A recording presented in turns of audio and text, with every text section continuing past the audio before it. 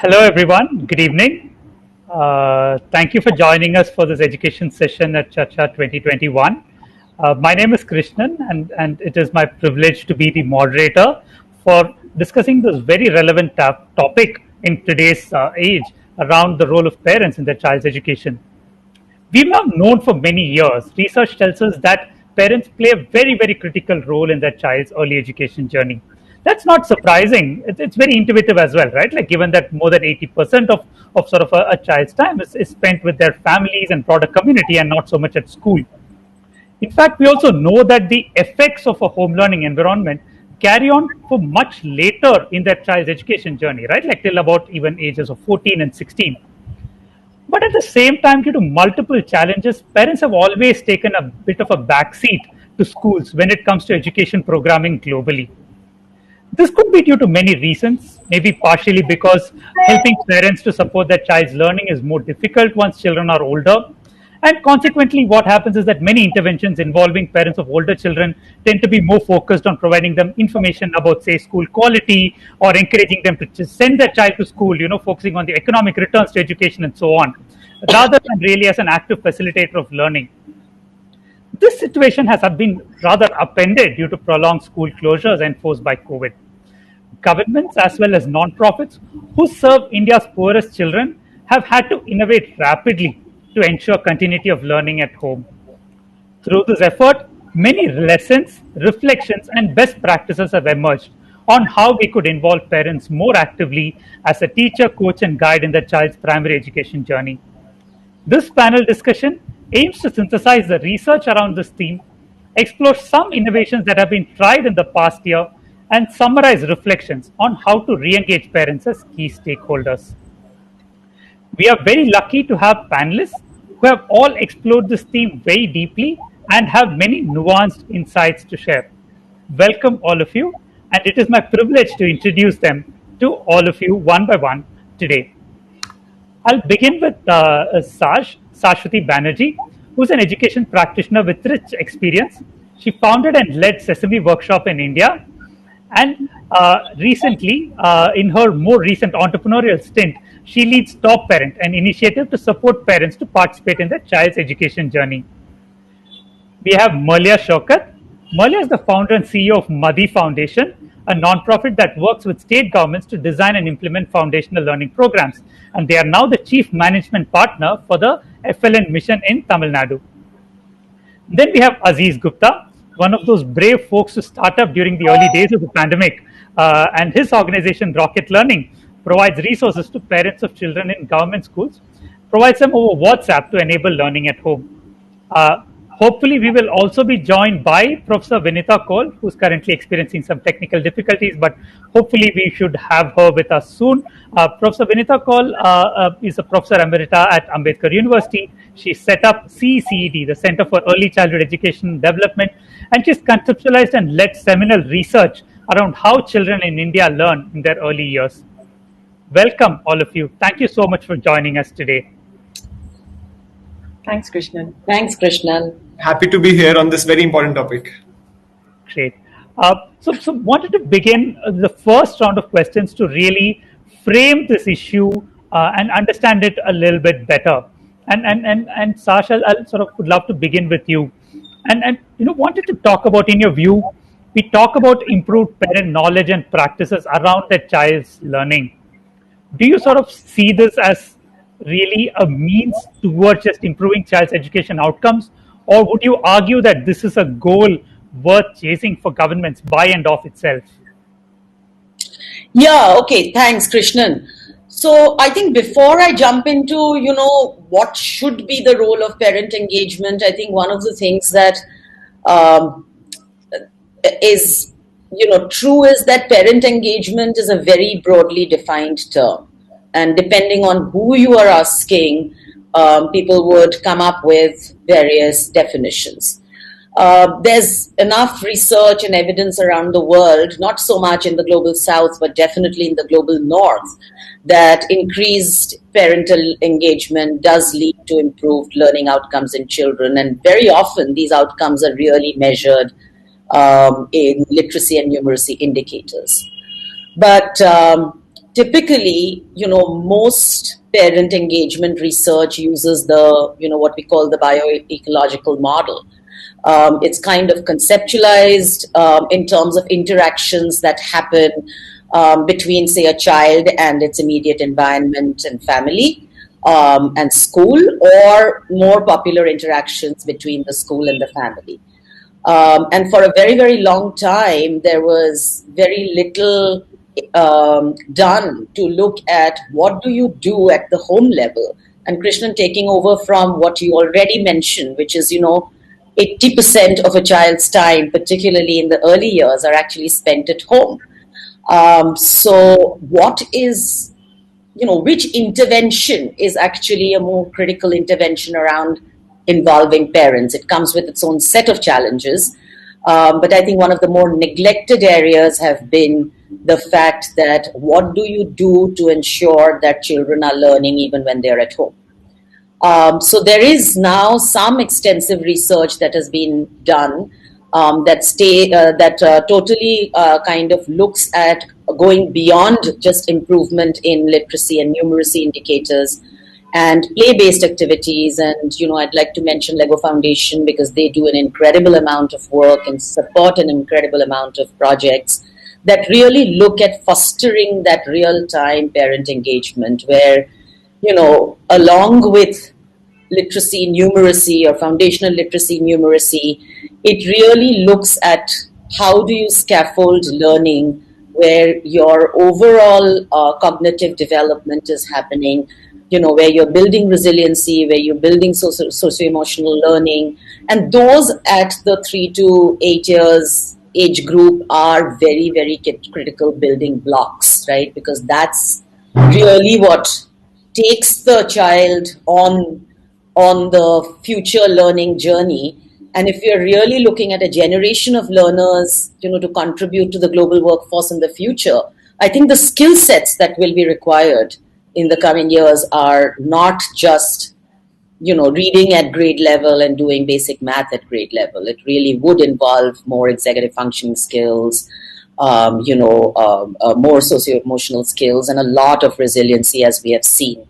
So I think for that reason, I really believe that there absolutely needs to be concentrated effort by government, by organization, by foundations, etc., to really look at how do you support this parent at home. And in this socioeconomic population, we know that, parents don't feel, when we did our research, the word they kept using was saksham, ki hum apne aap ko saksham nahi samajhte hain.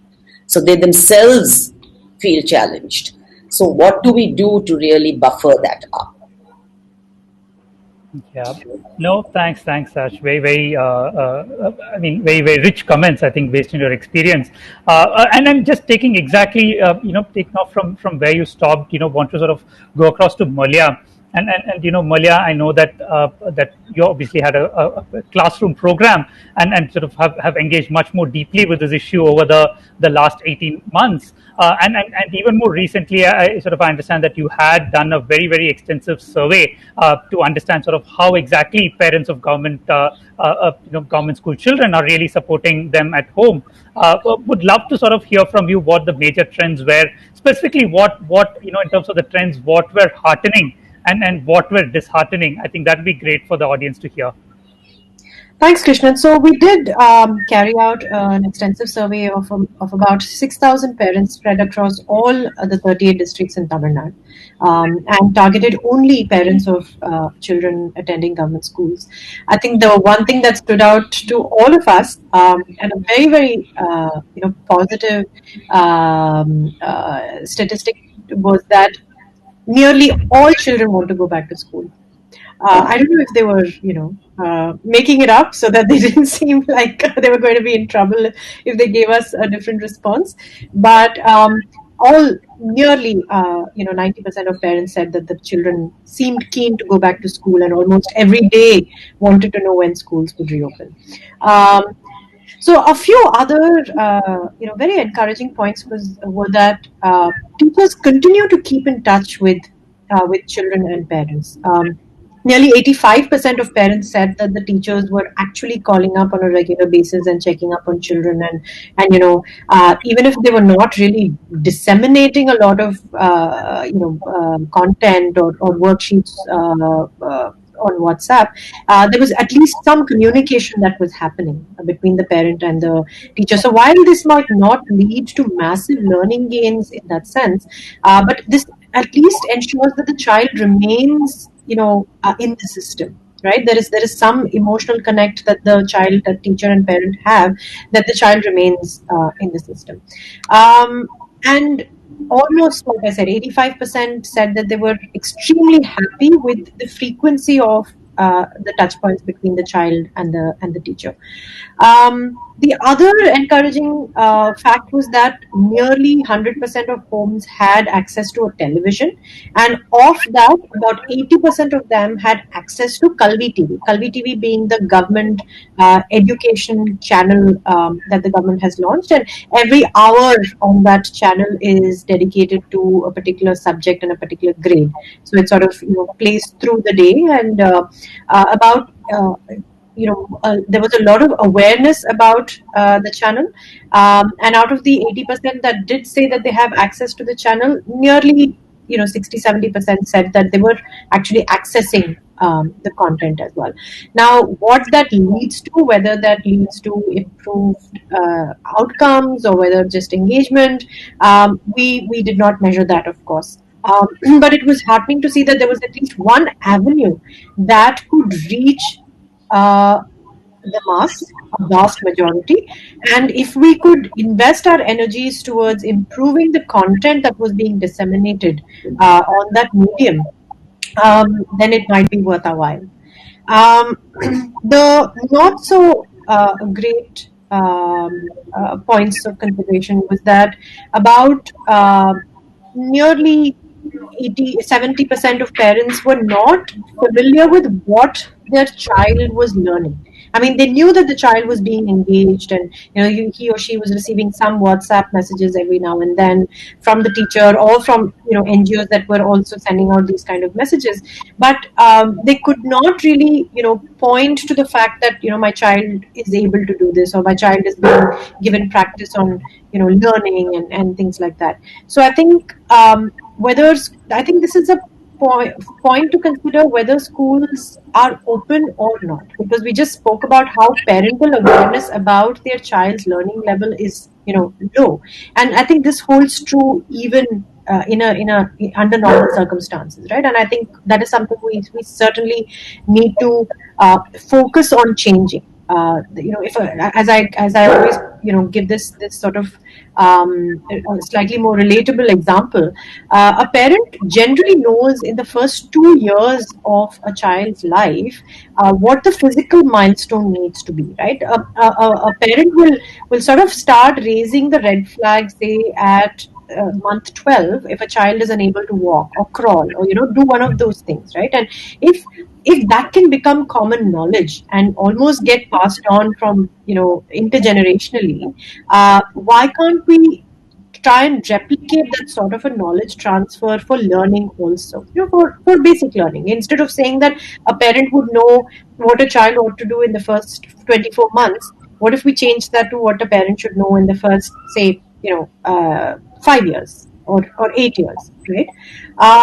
And the other, I think this goes without saying, about 46% of the households reported severe loss of livelihood and income, and that and others also, we sort of ranked in terms of severe loss to moderate loss to, so severe loss was almost in 50% of the households. And I don't think we can really dismiss or divorce it from the environment the child is surrounded by, and therefore whatever interventions you direct towards the child has to take into account that there has been immense socio-emotional pressure around the child, and the child obviously would have absorbed that.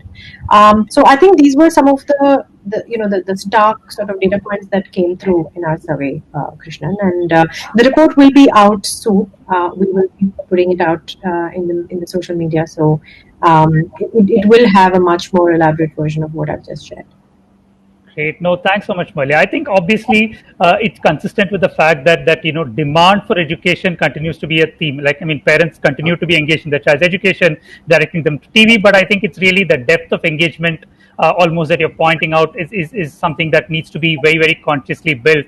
Would love to sort of go over to Aziz and sort of ask if some of these trends hold. Aziz, you've worked across 3 or 4 very different contexts and geographies, right? Like, so almost broadly, do these trends hold in terms of what you've observed around sort of parent behavior? And again, just to clarify, these are all parents of children studying in government schools, among the poorest in the country, right? Like bottom quartile, for sure. So what would even be some common trends across all of these contexts, and are there very specific context specific behavior changes that even you've noticed?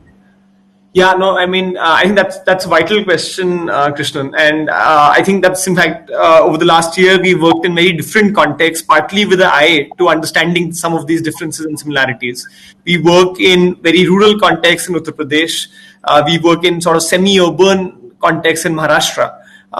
In some districts there, and we work in urban contexts in Mumbai, Chandigarh, Delhi, and so on. We also started working recently in Haryana, which is again semi-rural in some sense, right, relative to say UP.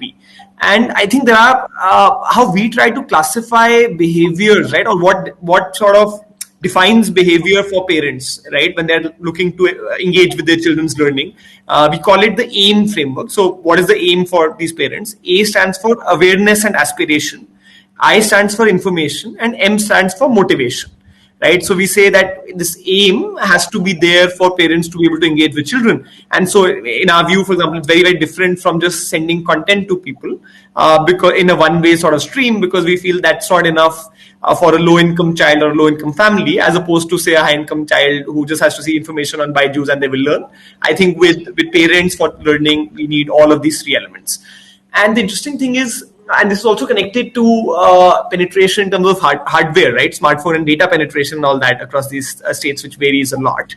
But overall, some elements of AIM are the same and some change. So with A, we call it awareness and aspiration. Interestingly, aspiration is the same across. So completely resonate with Sashiti and Murlia that, aspiration is everywhere, that our kids will only have a better life if they get educated, and that's shown itself in high enrollment, high tuitions, high private expenditure, as far as possible, right? And that persists across these locations. But the awareness part of it, in terms of their awareness and agency of what they can do in their child's learning, is very, very different. And that is super interesting, right? Even if we have somebody on a WhatsApp group in Chandigarh, who's going to a municipal school in Chandigarh, those parents are slightly higher income. They're still bottom quartile, right? But they're slightly higher income. Maybe they go to houses or they interact with people who are a little bit better off, right? As compared to say someone in UP who's on a farm and so on. We find very different ability of even the mother at the same level of education, in terms of how she thinks about how she can impact her child's learning.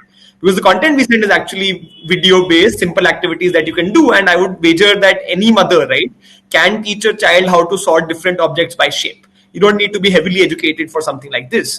But somebody from a rural village in UP finds it much harder to even grasp that concept. And they will say, "Bacche ke pitaji karte hain," right? So my husband will deal with it, as opposed to them doing that. So I think that awareness and agency, even if it has no reality, in truth, right, in terms of being able to engage or not able to engage, that mindset is a very, very different game. And that's something that we are trying hard to change, and many people are trying to change. Secondly, in terms of information, right, again, I think that is something as well which is a little trickier, especially if you look at technology between different locations. So even if you have a smartphone, in a Mumbai versus a smartphone in a rural place in a Haryana or a Maharashtra, in a UP, basically I'm much more comfortable opening the smartphone, opening a video or an app, right, and then maybe shooting a video or a photo and sending it back. Right, so just the information of how to access content, how to be able to engage with it and send it back even there, just the comfort with technology is very, very different across. So it's not just having technology, it's also having sort of comfort with how to use it, right? And there, in fact, that's one of the reasons why we've chosen WhatsApp as a medium, because relatively people are more comfortable using it than many other things. But even comfort with WhatsApp varies a lot. Finally, if I talk about motivation as a factor, right, and how that I would say is very, very similar across locations, right? Again, stems down to the parents' willingness to really spend time working with their children, and there's a lot that stems from there in terms of communities that you can build. So I think in all these factors, I think agency and comfort with technology, information to impact your child, that varies, but the aspiration and motivation at the back end, right, that is there. And finally, in terms of hardphone and sort of hardware, right, smartphone data penetration, very quick stats, they vary a lot. In Haryana, in UP, we see 40% of government school kids are on these WhatsApp groups, right? We see that in Chandigarh or Mumbai, it's close to 90%. In Haryana, it's 70%, right? So 40, 70, 90, all of that is very, very different. And so technology in our minds, if it impacts, right, probably will deeply impact maybe 20% children in UP, and it will deeply impact, say, 40 to 50% children in Haryana or Chandigarh, right? So that variance is going to be there. That said, if you look 5 years ahead, I think this will change a lot. 2 years ago, at an all India level, 30% of government school kids were in families with smartphones. Now that number is 60%. I think if we do the study again 2 years later, especially after the COVID economic shocks hopefully are behind us, it will be 80%.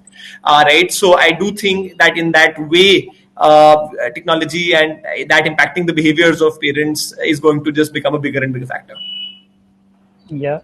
Thanks, Aziz. I think obviously, it is a very, very nuanced sort of, we need a nuanced understanding of the problem, right, to attempt to solve it. And I think that's what I think almost all of your answers have brought out, that we need to absolutely, break it down into what are really some of these barriers, and I think which is why I think it's time well spent, the last 20 minutes to try and even frame this issue really well. I'll encourage the audience at this point of time to start putting in their questions for the panelists, but I'm just going to go ahead and almost sort of move to a slightly different lens of sort of solutions, right? Like, so therefore, what do we do about it? You all described the problem as it exists today in some form or the other, based on your experiences. Again, Sash, I want to come to you first, and I know that this is an issue that sort of resonates very deeply with you, and you worked on it at length. What sort of messaging has really worked when you try to engage with parents, right? Like, both, I mean, in terms of both building their sort of ability, mindsets, all of it, what has worked to nudge parents to sort of play this role? So Top Parent is a free app, right? And what we try and do through that app is give parents language, strategies, and resources, multimedia resources that for both parents and kids. So it's an interesting insight actually, because when we launched with the prototype last year, when in April, when COVID hit us, and we ran some A/B tests to determine what kind of message and nudges were really working. We basically found that anything that has a high cognitive overload, parents were just not, taking it. So despite, I think, thinking that, parents want to see a full report card, they want to know what their child is learning, what they're not learning, and when Murlia said that, I was actually smiling to myself, is, parents in this age group, at least in our experience, and we did a research with about 500 odd users, they all weren't interested in knowing what skills their children were learning, what competencies their children had, etc. They basically wanted to know what to do, right? Like, so if we told them, get your child to play on Chimple app for extra 5 minutes because it will improve their number of words, that was a low cognitive overload message that they would really respond well to, right? Instead of telling them, one-on-one correspondence or whatever it is that we had to tell them. So that was one interesting insight we had. I think the second insight we had was that because it is edtech and it is delivered through mobile, and because mobile use is gendered, in our country, predominantly the access to a smartphone is in the hand of the father, right, or the male. We had to design different types of messages for both, for mothers and fathers, right? Like we couldn't send the same message out to both because we had to engage them in different ways. So in the new version, actually, we've been experimenting a lot more. And we are sending messages via different channels, such as in-app notifications, WhatsApp, as well as an IVRS outbound dialer, more as a support service layer, right? And each of these channels are tailor-made to look at specific type of messages that the channel can house, right? So for IVRS, for example, we use a more like, here's your tip of the week strategy, right? Like we call a bunch of users, it's a voice recording, so we get about 40% hit rate on that. And we basically say, hey, do you know the tip of the week is this, right? And much more to do around early childhood development, right? Like you can do this with your child, or why don't you make food with your child today, etc. Right? Very, very broad and general. The in-app nudges that we do are much more specific to them, to move them to do certain activities.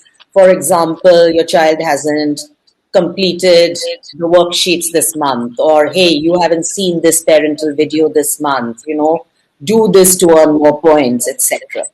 And then what we found is that the WhatsApp has become actually a fantastic channel for us, as Aziz said, as a two-way communication, right? Where we are really looking to promote knowledge, information, awareness, and also motivation. So we predominantly also use that channel, to declare our winner of the month, or so and so is the top parent, get them to share their stories with us, etc. So yeah, I mean, I'll stop here. Happy to answer any specific questions. Thanks, Ash. Again, I think it's just a very emerging field, right? Like I think there's so much that more that we need to understand. It's very complicated, on messaging itself, and that's just one aspect of the whole value chain. Thanks so much, Ash. I want to welcome Professor Vinita Kaul. Hello, Professor Kaul. How are you? Good to have you with us.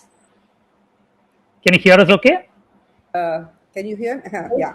Hi, Krishnan. It's really lovely to be here and to be managed to be here thanks to your colleague Saurabh, because I had some problems with my technology. No worries, Dr. Kaul. Thank you so much for joining us.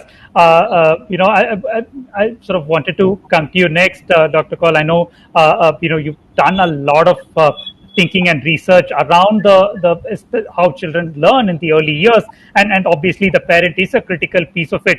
One thing at least that stood out to me, even in sort of the seminal IECEI that we did, right? Like the first of its kind to show the importance of ECE in India, where you called out almost a specific recommendation around the need for generating demand for developmentally appropriate early learning among parents. Would love to hear directly from you on sort of, why this is important and how can we do this, right? Like how do you even generate demand among parents for quality early learning? Yes, you're very right. That I think my experience and the research finding very clearly indicates that it's it's an interplay of supply and demand, because the demand it informs supply, and the supply doesn't necessarily always inform demand. So you have to work on the demand side factors.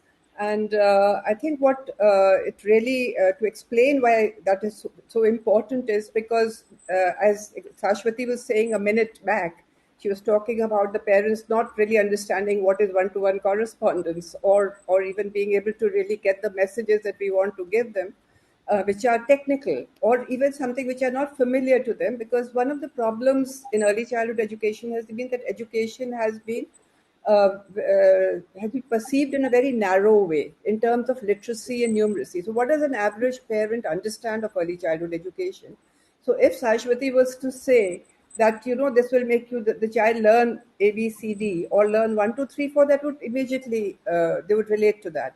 But to be able to tell them that, that will make the children play, and through play they will learn, that is not in their psyche at all.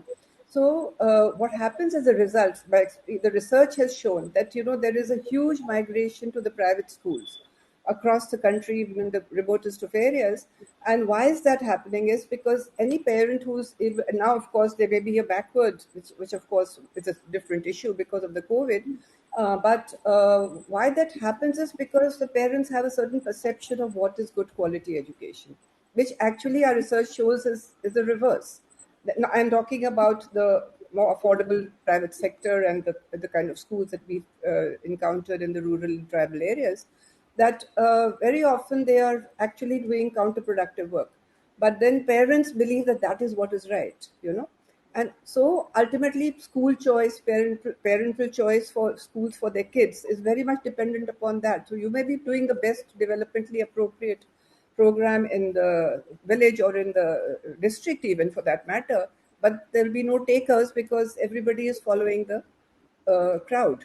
So that is what is there. So unless we really are able to create the demand, influence the demand through educating the parents about what is good quality education for their younger children, our efforts will not bear fruition. So that is the reason for that. Got it. No, thank you, Professor Kaul. I think a very, very important lesson. I think that's almost the beginning of this value chain, right? Like even before sort of maybe talking about messaging, it's almost like generate demand and then sort of almost tailor the messaging Create an appropriately. enabling environment for whatever reform we are thinking about. Great. No, thank you so much, Professor Kaul. And just going a little bit further down the value chain, right? Like, further after messaging in actually sort of reaching the parent itself, right? Like talking about distribution. And that's where I really wanted to get some insights from you, Aziz. Specifically, you've extensively used WhatsApp, which seems to be ubiquitous. The question really is it as ubiquitous as it seems, use of WhatsApp? Does it come as intuitively to parents, and what have been some sort of advantages and downsides of using that as really the primary medium to reach out? Right. Yeah, Krishnan, I think, the reason why we chose as a design choice to try to disseminate information and content for learning, right, through and behavioral nudges through WhatsApp was with a desire to meet the user, right, the user we're working with, who is the low income parent, where they are, right, and to also help them with what they already know. So I think that was a big thing in our mind. And so we decided, what we call it is this sort of, we have a low tech front end, right, which is WhatsApp. And that's linked to a sophisticated back end, which actually makes sense of WhatsApp and is able to send customized content and nudges and feedback to the user. So that's what we've been doing. In terms of the advantages, right now we are actually on around 20,000 WhatsApp groups with 200,000 users, right? And the advantages that we are seeing, and there are disadvantages as well. So I'll come to those. But the advantages are that they are actually, WhatsApp is on every smartphone.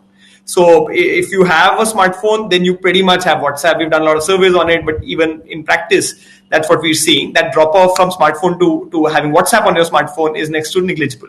Second is that we also believe strongly in having peer groups of parents and how they can support each other. And I think WhatsApp as a distribution channel has worked perfectly for that, because the group feature is very powerful in WhatsApp. It's what users are used to as well.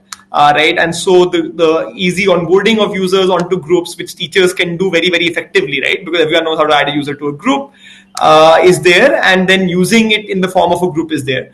Thirdly, there's a great push notification. WhatsApp is the best push notification, right? You don't need to send anything else. You get that screen. Everyone is anyway checking it all the time, which has been helpful.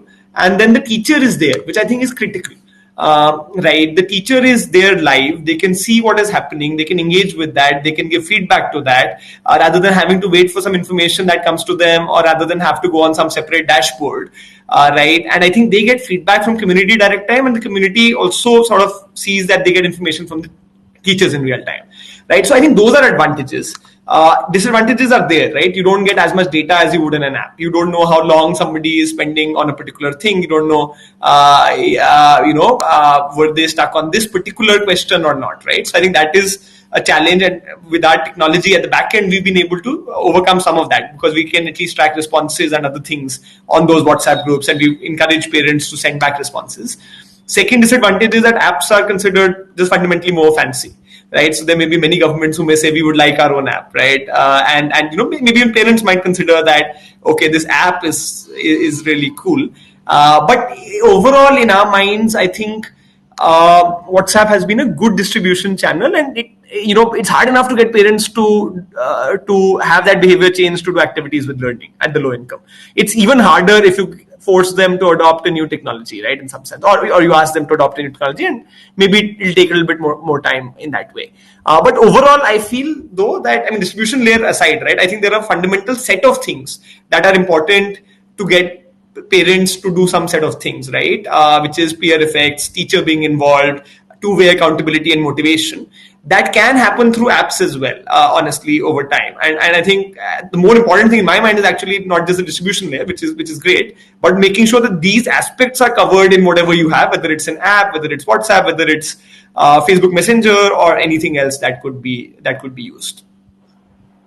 Thanks, Aziz. And almost sort of you've almost laid out even the platform for Malia, right? Like, who's tried, I think, multiple modes of reaching parents. Through sort of combination of physical, digital, and everything in between, I would say. So would love to understand, Malia, some of your reflections on some of this, and also more broadly, would, let's say, once schools reopen, are you actively thinking of evolving your classroom program to almost integrate some of these parent-facing measures into the program itself, and how would you do that? Thanks, Krishnan. So yes, we did get very desperate, and I think we obsessed over the fact that we will not leave any child behind, right? And data for Tamil Nadu, in fact, the data doesn't. I'm actually quite surprised about the numbers being 80 and 90% in some states, because Tamil Nadu is generally considered to have very high penetration of smartphones and internet, and we saw that there was only about close to 50% of penetration of smartphones with working internet on it. So I think for us it was inconceivable that we would leave 50% out, right? And it's not like we could reach every single child effectively, but we still gave it a shot. So we did, what we called the phygital model, which is that we actually sent out physical learning resources to every household. We did WhatsApp, we did IVRS, we did SMS, so what have you, right? And I think it was also a good thing to have done. This was, done during the first wave, and we're rolling out the second phase now. But just immense learning from having tried different things and to sort of zero in on what works best, and being in a place where now, given our association with the state government, to be able to hand over those learnings to say that this is what we've tried and this is what has worked. And having that influence policy in the future as well, because I think it's not just NGOs that need to start thinking about parent interface. Governments need to start thinking about parent interface more strongly, right? So far you've had your SMCs and PTAs and whatnot, and it's been sort of an arm's length relationship with the parents. And I think as paranoid as I might seem, you cannot rule out third waves and fourth waves and pandemic not subsiding anytime soon. So you have to take into account that you have to build that channel between the parent and the school, and governments need to start thinking about it. And we hope to be able to influence that, at least in Tamil Nadu, where the department is investing quite heavily in building that parent interface, and building also into the classroom program. Obviously, the hope is that schools will reopen, children will come back to school, and we'll have a great return to school and all of that. But if that were not to happen, and if the only learning resource that most children have is the book that the government provides, is the textbook, as his research would say that low-income households barely have any other reading material or learning material at home, right? So even when we did the survey, 100% of children had the textbook with them. So what we are planning to do is build a lot of these home learning content into this textbook itself. So at least the child has some access to learning content. And I think the aim is going to be to retain the child's level. I think we can all agree that beyond a certain point, you cannot drive up learning outcomes with home learning programs, right? I mean, to a certain age, at least the younger age groups, there is learning in the academic sense is not as critical from a parent's lens as it is for later years. So in later years, you from a home learning perspective, we'll hope to retain those learning levels rather than drive them up, and really build it into the FLN mission, the state FLN mission. So we are not divorcing the house from the school, at least not for the next 2 years, and really pushing the system to think about how we can integrate it. And I also mentioned that mass media seems to have that reach, and investing in improving that quality of content even on the mass media channels, I think will be worth investing our time and effort into. So yeah, definitely looking to bring that parent lens into all our interventions going forward. No, great to hear that, Malia. Thank you so much. We have a few minutes, and I'm quickly moving on, to take a few questions from the audience. And it is, in fact, one of the things that Malia briefly mentioned. In fact, wanted to direct this to Professor Kaul, who's probably seen the evolution of SMCs in India over a period of time, right? Like the questions around sort of, are they really effective? I know we've used them mostly for as governance measures, decentralized governance primarily, but can we leverage SMCs to get the parent to play a more active role, or at least shape the demand, as you were saying earlier? Well, I think that I can go back to my experience of a project when I was with the World Bank, which we did in Madhya Pradesh, in the Ratlam district, where we learned a lot about the SMCs, because we actually worked with some the tribal areas with some of the SMCs there. And we found many things which I just would like to highlight to draw upon what works, what makes SMCs work. Three things that came up very starkly were: one, that we expect SMCs to do a lot of things, take responsibility for a school, but we do not prepare them adequately. We do not create in them the confidence to be able to engage with the school system or with the education system. So what we found was a complete lack of confidence. It took us 2 years to be able to bring them to a point where they could talk with the officials. So that was one point. The second point was that they were not enabled. There was this whole thing about school-based planning, but there was no money accompanying those plans. So they did some kind of school development plans, but then they were not of any. They made no impact because they were not operationalized, because there was so again it's a lack of comprehensive planning. And the third point was that they were they need time. So they should be they should be kind of handholded a lot through to be able to really be able to hand over the kind of responsibility to the school management committees. Most of the time we found in our experience that people did not even know that they were members of the school management committees. So that was the reality across the country. So to that extent, it needs a lot of intensive engagement with them to be able to enable them. But also, I think it is very important, because very often parents are seen as members of the committee, that the parents need to be provided. And this is not only for school management committees. Since time is short, I just want to add one point to it. For parenting in general, because we expect a lot of parents, and COVID has thrown up the importance of parenting. I think it is very important. We must enable the parents to create an ecosystem for them to be able to engage with children, because we have seen that it creates a lot of parenting overload for children.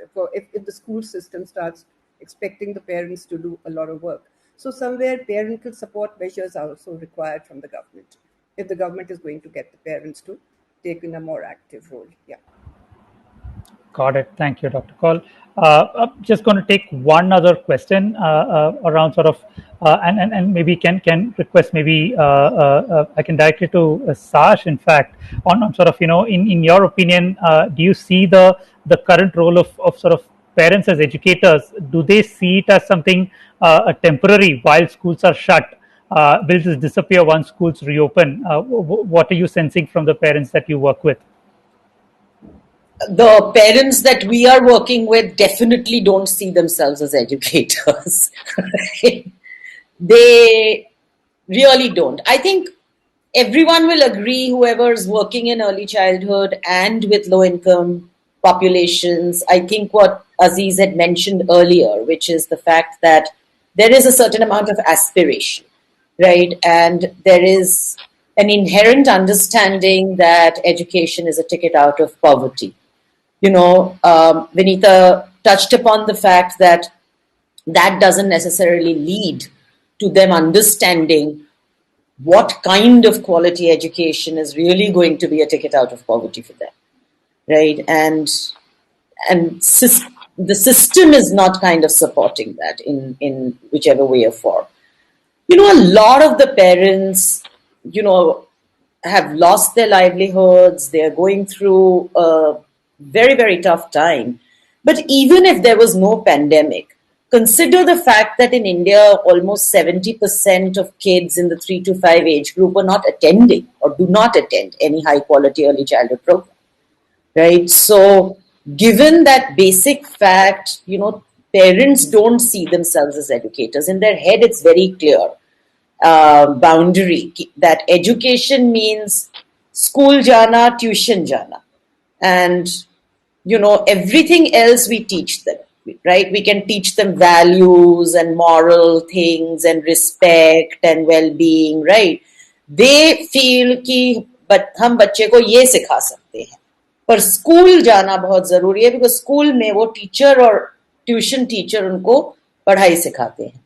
So that's why that shift in minds, in the mind space of getting the parent to understand, giving the parent the support and the knowledge, I think is very critical. And it's a process. It's not going to happen overnight, right? Like, this is the key behavior change that needs to happen over a period, so that at some point in time, parents understand, right, that they can teach kids shapes at home through activities, or colors at home through activities, and they can be fun, and they can be play-based, and they can be imaginary, and they can be creative.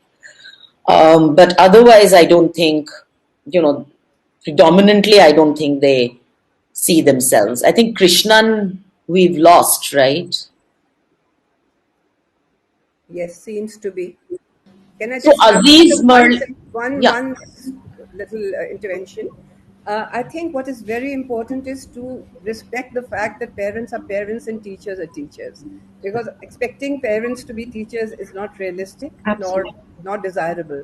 What we need to be working in our parenting programs is to really bring the school, home and curriculum together, the school curriculum together, and being able to see what parents can do best, because especially in early childhood, learning is much more holistic. And there is a lot that parents need to be doing in terms of language development, of getting children to think, in terms of asking them what they did in their school, giving value to what they are learning. So all that would be much more important from the parents' point of view, which they can do much better, rather than expecting them to take on the teacher's role. Absolutely, Dr. Kaul. And I think, you've obviously advised us on similar things in the past, and I remember that very clearly. But I think the good thing also is, and to the question that Nisha asked in the chat as well, that at least when we've surveyed a lot of parents, right, who are currently doing activities with their children who were not doing earlier, many of them do indicate that they would continue to support children in this sort of learning, right, in different ways, even post-pandemic as well, right? So I think sort of like sniffing blood in some ways, and hopefully, and especially now this habit has hopefully been there for a year, so it's relatively harder to break. At least that's I think our hope, and I think that's a bet that governments should also put their money on and their time on, in terms of continuing to engage with parents. Krishnan, we were just filling time while you were disconnected. Thank you so much, and apologies for the disconnect in between. No, so just want to quickly wrap up, and I know we're sort of overshooting time. Would love to sort of get one key message from all of you. A very sort of a sharp and concise message, if I may, to sort of anyone trying to design a sort of a program or an intervention to specifically involve parents as part of the child's learning in the early years.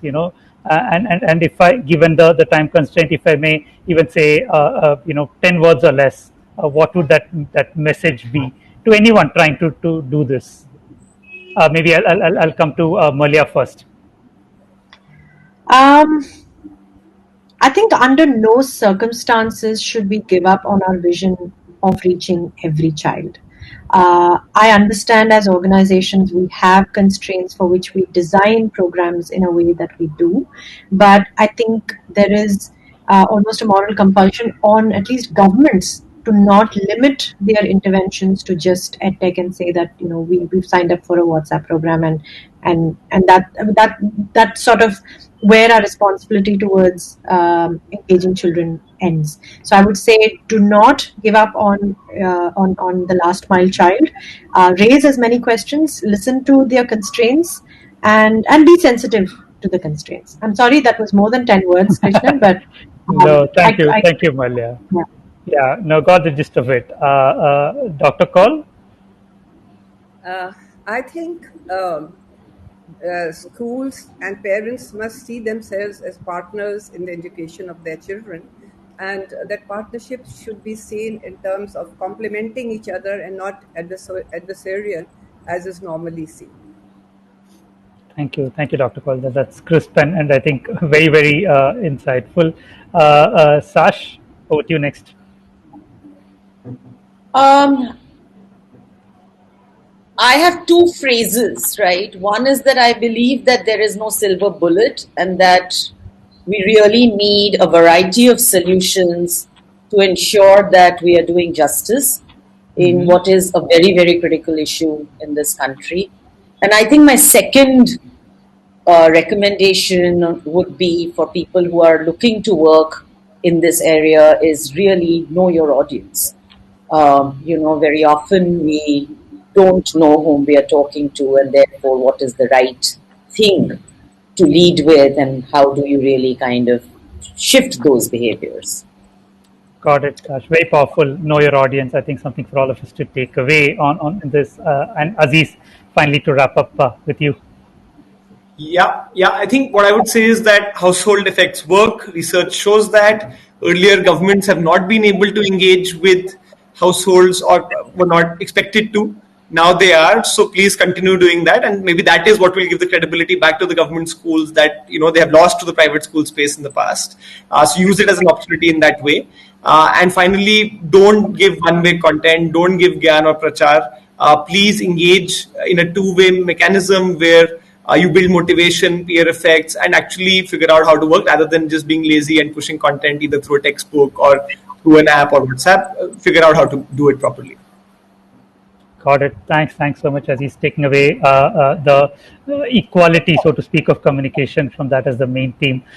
Thank you to all of you. We've sort of exceeded by a couple of minutes, partly due to my unfortunate power cut in the middle. But I think just to summarize, I think it's abundantly clear of the criticality of the role and sort of the interest of parents to also do this. But I think as a country, we need to continue to innovate to find the right solutions in terms of enabling and engaging parents to play this facilitator role in their child's education. I think that much is abundantly clear, and I hope that all of you and all of us listening in continue to do that, and push the bar and push the thinking on this issue. Thank you for listening, all of you, and hope to see many of the audience back tomorrow when the education track resumes at 10 a.m. Thank you. Thank you so much. Thank you, everyone. Thanks all. Thank you, Bye. Krishnan. Thank you. Thank you, Phil. Much.